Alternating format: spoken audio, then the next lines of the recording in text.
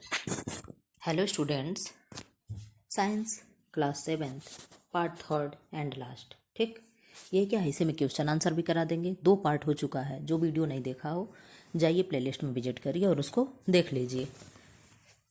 Hindi medium में इससे अच्छा सरल भाषा में शायद ही कोई पढ़ाए। ठीक, तो अगर जो चीज़ें फ्री में मिलती है तो उसका कद्र करके और वो चीज़ें हमें देखना चाहिए। ठीक, अब क्या हम लोग देखेंगे, रेशम, थोड़ा सा और जूम कर लें। रेशम कीट के एक कोकून यानी कोया से 300 मीटर से लेकर 900 मीटर तक लंबा रेशमी धागा निकालता है। ठीक, 1 किलोग्राम रेशम प्राप्त करने के लिए 5500 कोकूनों की आवश्यकता होती है।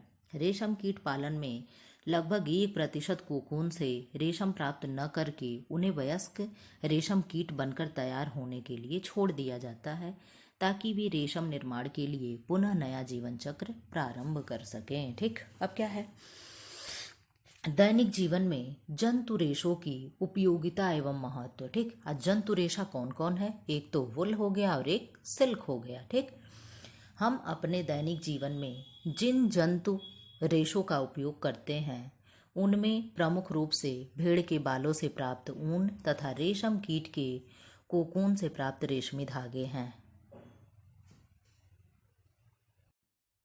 रेशमी धागे हैं। ये जंतु रेशों का उपयोग विविध प्रकार के वस्त्रों को बनाने में किया जाता है। ऊन की उपयोगिता क्या है, मनुष्य ऊन का उपयोग स्वेटर, शॉल, कंबल, लोई, टोपी, जैकेट आदि बनाने में करता है। ऊनी वस्त्रों का प्रयोग ठंड से बचने के लिए किया जाता है। ऊनी रेशों के बीच वायु अधिक मात्रा में भर जाती है, जो क्या है, उष्मा का कुचालक है की भांति कार्य करने लगती है। इस प्रकार सर्दी के मौसम में ऊनी वस्त्र पहनने पर शरीर का ताप स्थिर रहता है और ठंड नहीं लगती। कालीन, गलीचे, पावदान, अन्य घरेलू सामग्रियों को बनाने में भी ऊन का उपयोग किया जाता है। अब क्या है, रेशम की उपयोगिता क्या है। रेशम से बने वस्त्र हल्के, मुलायम यानी लाइट वेट, सॉफ्ट, चमकीले यानी लस्चर, लचीले, मजबूत और तथा टिकाऊ होते हैं। रेशमी वस्त्र पहनने में आरामदायक होते हैं, इसलिए इनसे बने वस्त्रों का उपयोग किसी भी मौसम में बहुतायत से होता है। भारत में रेशमी धागों से बनी रेशमी बनारसी साड़ियाँ, घाघरा चोली, चूड़ीदार शेरवानी अत्यधिक प्रचलित है, जिन्हें विशेष अवसरों पर पहना जाता है। आजकल कृत्रिम रेशम से बने वस्त्रों का उपयोग चलन में अधिक है। वस्त्रों के अतिरिक्त रेशम से अन्य वस्तुएं जैसे पैरासूट, बुलेट प्रूफ कपड़े, ऑपरेशन में प्रयुक्त होने वाले टाँके आदि भी बनाए जाते हैं। ठीक, अब क्या है, कृत्रिम रेशम क्रियाकलाप 2। ठीक, क्या है, क्रियाकलाप 2, कृत्रिम रेशम तथा शुद्ध रेशम का एक एक धागा लीजिए। इन धागों को सावधानी पूर्वक जलाइए। क्या करिए, एक नेचुरल धागा लीजिए, फाइबर लीजिए, और एक मैन मेड धागा लीजिए और दोनों को क्या करिए, जलाइए। दोनों प्रकार के रेशमी धागों के जलते समय उठने वाले गंध को सूंघ कर अंतर समझने का प्रयास कीजिए। ठीक, धागा जलाने पे स्मेल आती है ना, तो कह रहा दोनों को सूंघिए और सूंघ कर अंतर समझने का प्रयास कीजिए कि नेचुरल क्या है और जो मैन मेड है वो क्या है। ठीक, जो कृत्रिम आर्टिफिशियल है। अब एक ऊनी धागे को जलाइए तथा इसकी तुलना कृत्रिम एवं शुद्ध रेशम के जलने के गंध से कीजिए। अब क्या होगा, रेशम, कृत्रिम रेशम के धागे जलने पर पिघलते हुए सिकुड़कर गोलीनुमा हो जाती है तथा इस क्रम में तीखी सी गंध निकलती है। दूसरी ओर शुद्ध रेशम तथा ऊन एक अच्छी गंध के साथ पूरी तरह से जल जाते हैं। अब क्या है, थोड़ा सा और बचा है क्या, नहीं है क्या है, इसके बाद तो आप लोगों का क्वेश्चन आंसर आ गया। ठीक, अब क्या है, हमने सीखा। ठीक, हमने क्या सीखा इस चैप्टर से, ये पूरे चैप्टर का कंक्लूजन होता है। आप इतना सा पढ़ करके पूरे चैप्टर में आप अंदाज़ा लगा लेंगे कि इस पूरे चैप्टर में क्या दिया गया है। ठीक, तो क्या है, भारत में ऊन प्रमुख रूप से भेड़ की त्वचा के मुलायम बालों से प्राप्त किए जाते हैं। भेड़ के अतिरिक्त याक, ऊँट, बकरी आदि के त्वची बालों में से भी ऊन प्राप्त किए जाते हैं। भेड़ के बालों को ऊन के धागा में परिवर्तित करने की प्रक्रिया को ऊन का संसाधन कहते हैं। रेशम कीट के कोकून से रेशम प्राप्त किया जाता है। रेशम प्राप्त करने के लिए रेशम कीटों से पालन का विज्ञान यानी सेरीकल्चर कहलाता है। सेरीकल्चर क्या है? रेशम कीट का जो अध्ययन किया जाता है वो क्या है? सेरीकल्चर है। इसी तरीके से मधुमक्खी पालन क्या कहलाता है? एपीकल्चर कहलाता है। जो कृषि का वो होता है क्या कहलाता है? कमेंट बॉक्स में आप लोग कमेंट करिएगा।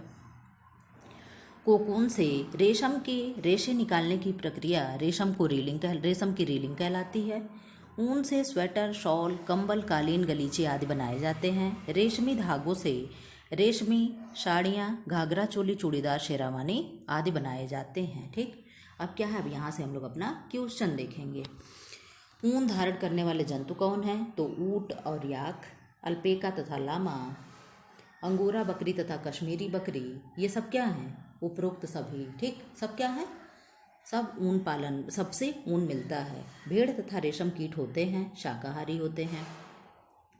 भेड़ के रेशों की चिकनाई, धूल और गर्द निकालने के लिए, ये गर्द क्या है? डस्ट यानी गर्द, ठीक, निकाले जाने की प्रक्रिया क्या कहलाती है? अभिमार्जन कहलाती है। ठीक, अब क्या है? रेशम है, क्या है? जंतु रेशा है, क्या है? एनिमल फाइबर्स होते हैं। ठीक, मानव निर्मित फाइबर कौन कौन से हैं? रेयान है, एक्रिलिक है। ठीक है, ये सब क्या है? ये मानव निर्मित रेशा है। अब पादप रेशा किसे कहते हैं? जो वृक्ष से मिलता है, जैसे कॉटन हो गया, कपास हो गया, नहीं कॉटन कपास दोनों एक ही है, जूट हो गया, ठीक, हेम्प हो गया, कोयार हो गया, ये सब क्या है? ये पादप रेशे हैं। ऊन सामान्यतः पालतू भेड़ों के त्वची बालों से प्राप्त होते हैं। इसमें बालों भरा जाएगा। ऊन रेशों के बीच वायु रोक करके ऊष्मा का क्या करती है? कुचालक करती है। ऊष्मा का कुचालक करेगी कि सुचालक करती है? ये तो हम कंफ्यूजन में हो गए। अभी तो पीछे हमको लगा सुचालक है। इसको आप लोग एक बार देख लीजिएगा, री में आप लोग चेक कर लीजिएगा। ठीक, रेशम प्राप्त करने के लिए रेशम कीट पालन क्या कहलाएगा? सेरीकल्चर। प्यूपा के चारों ओर रेशम ग्रंथि से श्रावित पदार्थ जो चिपटी संरचना होती क्या कहलाती है? कोकून कहलाती है। ऊन उद्योग के कारीगर को कौन सा बैक्टीरिया संक्रमित करता है? तो एंथ्रेक्स नामक जीवाणु जो है उसे संक्रमित कर देता है। ठीक, अब इसके बाद क्या है? इसके बाद यहाँ आई थिंक कुछ नहीं है, क्या नहीं है? ठीक, क्या है? अब इसके बाद किताब में भी तो देख लें। इसके बाद क्या है? ट्रू एंड फॉल्स है। ठीक, तो ट्रू एंड फॉल्स क्या है? इसमें दे रहा है कश्मीरी बकरी के बालों से पश्मीना ऊन की शालें बनाई जाती हैं, यस या नो? तो क्या होगा? यस। ऊन प्राप्त करने के लिए भेड़ के बालों को जाड़े के मौसम में काटा जाता है, नो। क्यों नहीं? क्योंकि बाल क्या है? उसको गर्मी प्रदान करती है, इसलिए हम ऊन को काटते नहीं हैं। ठीक, गर्मी में काटते हैं, ठंडी में नहीं। ठीक, अच्छी नस्ल की भेड़ों को जन्म देने के लिए मुलायम बालों वाली विशेष भेड़ों के चयन की प्रक्रिया वर्णनात्मक प्रजनन कहलाती है, यस। सिल्क का धागा प्राप्त करने के लिए प्यूपा से वयस्क कीट बनने से पूर्व ही कोकून को उबलते पानी में डाल देते हैं, यस बिल्कुल। रेशम कीट के अंडे से प्यूपा निकलता है, नहीं। ठीक, अभी आप लोग को दिखाएंगे, कहे थे ना कि आप लोग वीडियो तो नहीं दिखाएंगे, लेकिन ऐसे ही कुछ दिखाने के लिए रखे हैं। क्या है? अभिमार्जन, काटी गई ऊन की सफाई। कोकून क्या है? रेशम के रेशे उत्पन्न करता है। याक क्या है? ऊन देने वाला जंतु है। शहतूत की पत्तियां क्या है? जो रेशम का कीड़ा खाता है, उसका भोजन है। रीलिंग क्या है? रेशम के रेशे का संसाधन है। ठीक, अब क्या है? अब यहाँ से हम PDF से आप लोग को पढ़ाएंगे। ठीक, ये देखिए, ये चीज़ें आपको दिखाना था। क्या है? रेशम, भारत में रेशम उत्पादन। देखिए ये क्या है? ये गर्म पानी में, खौलते पानी में क्या है? उसको रखा गया है, कोकून को डाला गया है। आई थिंक विंडो खुला है क्या? मेरे यहाँ बहुत तेज गाड़ी की आवाज़ आ रही। ठीक है, क्या है? रेशम उत्पादन के मामले में भारत चीन के बाद दूसरा स्थान रखता है। ठीक, देखिए यहाँ पे क्या है? ये पढ़िए मत, ये चीज़ को देखिए। ठीक, यही दिखाने के लिए आप लोग को ये कट करके अलग से रखे थे। ठीक, ये देखिए, ये क्या है? देखिए रेशम की खेती के प्रकार। देखिए ये सब क्या है? ये कोकून है, इन्हीं को खौलते पानी में डाला जाता है। ठीक, ये देखिए, ये सब देखिए कितना कोकून इकट्ठा किया गया। ठीक, इन्हीं को गर्म पानी में, खौलते पानी में डालते हैं और इन्हीं से क्या होता है? फिर सिल्क बनाते हैं। ठीक, अब यहाँ से आता है आप लोगों का प्रश्न और उत्तर। प्रश्न और उत्तर में क्या दे रहा है? ऊन किसे कहते हैं? उन जंतुओं के नाम लिखिए जिनसे ऊन प्राप्त किया जाता है। ठीक, सामान्यतः भेड़ की त्वचा के बाल से प्राप्त किए जाने वाले मुलायम घने रेशों को ऊन कहा जाता है। ठीक, ये बीच में जो भी जगह खाली दिया हो तो ये मत सोचिए कि यहाँ से कुछ छूट गया है। ये PDF जहाँ से उठाए हैं वहाँ का यहाँ पे ऐड दिया हुआ था। ठीक, तो उस ऐड को हम क्या किए हैं, ऐसे कलर कर दिए। ठीक, ताकि वो आप लोगों को दिखे ना। ठीक, अब क्या है, ऊन प्रदान करने वाले भेड़ों की कुछ भारतीय नस्लों के नाम लिखिए। जम्मू कश्मीर के पहाड़ी क्षेत्रों में पाई जाने वाली अंगोरा बकरी तथा कश्मीरी बकरी। वर्णनात्मक प्रजनन से आप क्या समझते हैं? भेड़ की जिन नस्लों के शरीर पर घने बाल होते हैं उनका अच्छी नस्ल की भेड़ों को जन्म देने के लिए जनक के रूप में चयन की प्रक्रिया को वर्णनात्मक प्रजनन कहते हैं। ठीक, अब क्या है, जाड़ों में ऊनी वस्त्रों का पहनना क्यों आरामदायक है? ऊनी रेशों के बीच वायु अधिक मात्रा में भर जाती है जो वायु की कुचालक है। यानी ये आप लोग का जो हम क्वेश्चन मार्क लगाए थे वो सही है। ठीक, उसको चेंज करने की ज़रूरत नहीं है। की भांति कार्य करने लगती है। इस प्रकार सर्दी के मौसम में ऊनी वस्त्र पहनने पर शरीर का ताप स्थिर रहता है और ठंड नहीं लगती, जिसके कारण जाड़ों में ऊनी वस्त्र पहनना आरामदायक होता है। अब क्या है, रेशम प्राप्त करने के लिए रेशम कीट के कोकून को उबलते पानी में डालना क्यों आवश्यक होता है? कारण बताइए। ठीक, रेशम प्राप्त करने के लिए प्यूपा से वयस्क कीट बनने के पूर्व ही कोकून को एकत्रित करके उन्हें उबलते पानी में 95 डिग्री सेल्सियस से 97 डिग्री सेल्सियस तक लगभग 10 से 15 मिनट के लिए डाल दिया जाता है। इससे कोकून के चारों ओर लिपटे रेशों के बीच का जो चिपचिपा पदार्थ होता है वो क्या होता है, घुल जाता है और रेशम के रेशे पृथक यानी अलग हो जाते हैं। अभी जो दिखाया ना मेरे इमेज में आप लोगों को वही चीज़ें हैं। ठीक, अब क्या है, रेशम कीट के विभिन्न किस्मों से प्राप्त कुछ रेशम के रेशों के नाम लिखिए। जैसे रेशम के कीट विभिन्न किस्मों से प्राप्त होते हैं, जैसे टसर रेशम, मूंगा रेशम, कोसा रेशम, एरी रेशम, अरंडी रेशम, मलबरी लीव, ये सब क्या है, ये सब उसके प्रजाति हैं। ठीक, ऊन तथा रेशम के दो उपयोग लिखिए। ऊन से ऊनी वस्त्र तथा कंबल बनाए जाते हैं। रेशम से रेशमी वस्त्र तथा पैरासूट बनाए जाते हैं। पैरासूट किससे बनते हैं? पैरासूट सिल्क से बनता है। ठीक,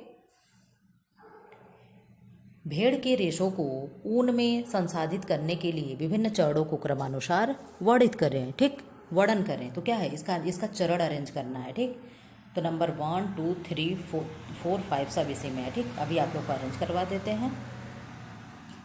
ठीक,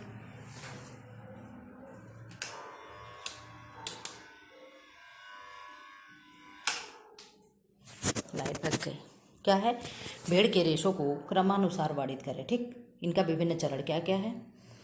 भेड़ के रेशों को ऊन में संसाधित करने के विभिन्न चरण कौन कौन से हैं? भेड़ों के बालों की कटाई करते हैं, फिर मशीनों द्वारा भेड़ों के बाल की कटाई की जाती है। ठीक, जो सामान्यतः गर्मी के मौसम में होता है। नंबर 2 क्या है, अभिमार्जन करते हैं, यानी जो भी भेड़ों के शरीर से बाल को हम उतारते हैं उसे क्या करते हैं, पानी की टंकी में रख करके उसे अच्छी तरह से धुलते हैं, उसकी चिकनाई निकालते हैं, धूल गर्द निकालते हैं, वही क्या है, अभिमार्जन है। नंबर 3 क्या है, फिर छटाई करते हैं। अभिमार्जन के बाद रेशों की छटाई करते हैं। लंबे रेशे को अलग रखते हैं, चिकने वाले को अलग रखते हैं, हल्के को अलग रखते हैं, भारी को अलग रखते हैं। फिर नंबर 4 क्या है, कताई यानी अभिमार्जन से प्राप्त रेशों को सुखाने के बाद छोटे छोटे कोमल व फूले हुए रेशों को ऊन के धागे के रूप में कताई की जाती है। अब नंबर 5 क्या है, रंगाई करते हैं। क्या करते हैं, भेड़ों अथवा बकरियों से प्राप्त रेशे प्रायः काले, भूरे अथवा सफ़ेद रंग के होते हैं। इनमें विविधता यानी वैरायटीज़ लाने के लिए हम क्या करते हैं, इनके रेशों की रंगाई करते हैं यानी इनकी डाई करते हैं। ठीक, फिर इसमें एक क्रम छूट गया, छठा वाला, ऊनी धागा बनाना। फिर कैसे ऊनी धागा बनेगा, रंगाई के बाद, ये हंगाई लिख रहा है। ठीक, क्या है, रंगाई के बाद इन रेशों को सुलझाकर सीधा किया जाता है और फिर लपेटकर उनसे ऊनी धागा बनाया जाता है। कहाँ गया, ये तो कुछ भी छूने पे हो जाता है। बहुत सही समय पे ये चीज़ें ख़त्म हुआ क्योंकि यहीं आपका चैप्टर हो जाता है क्लोज। ठीक, रेशम कीट का जीवन चक्र का सचित्र वर्णन करें तो आप लोग अपने फिगर ड्रा कर लीजिएगा। कौन सा फिगर ड्रा करना है, ये जो जीवन चक्र दिया हुआ है जिसमें मधुमक्खी है, फिर क्या है, अंडा है, लार्वा है, वयस्क है, फिर कोकून है, कीड़ा है। ठीक, इसको आप लोग क्या करेंगे, एक ड्रा कर लेंगे। स्टूडेंट्स, ऐसी वीडियो पाने के लिए चैनल को लाइक करें, शेयर करें एंड सब्सक्राइब करें। और जो भी नेक्स्ट जो सेकंड चैप्टर ना देखा हो वो जा कर के प्लेलिस्ट में देख ले। और अब इसके बाद क्या होगा, थर्ड चैप्टर आप लोगों का शुरू होगा।